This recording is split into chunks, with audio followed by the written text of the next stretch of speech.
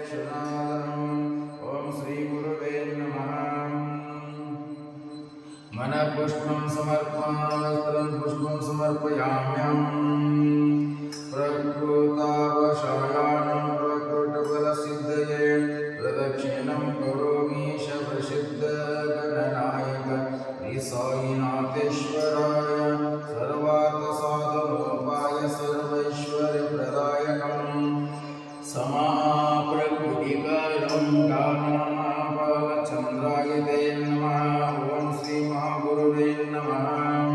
प्रदक्षिणं करोमि नमस्कारं करोमि यस्य स्नादेवताय यस्य प्रदाता मोक्षां तप पूजायादिक्षुले नान्यं पूर्णतां याति सद्यो वन्दे सदास्यो मन्त्रहीनं क्रियाहीनं भक्तिहीनं शिवादीपं यत्तोचितं मायादेव परिपूर्णं सुप्रीतसुप्रसन्नो वरदो भवतु।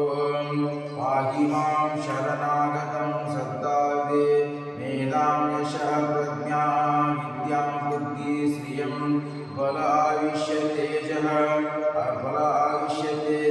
आरोग्यदेहिं शरणागतं बहुकाये बहुभुजाविकाये बहुविग्रहिकमाये बहुमाशकिलाये बहुहिरण्याये बहुशीकाये बहुधा सर्ववृक्षाय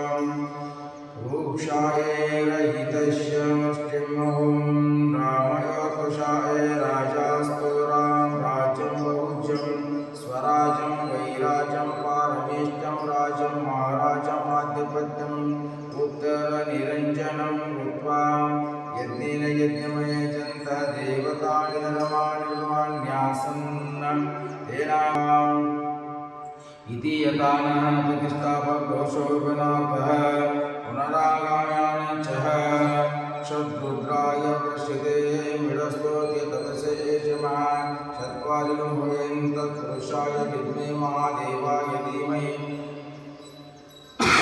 तन्नो रुद्रः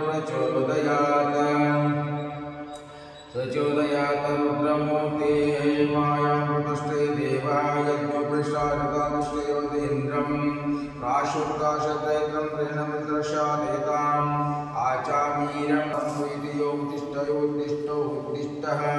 सद्यो जाता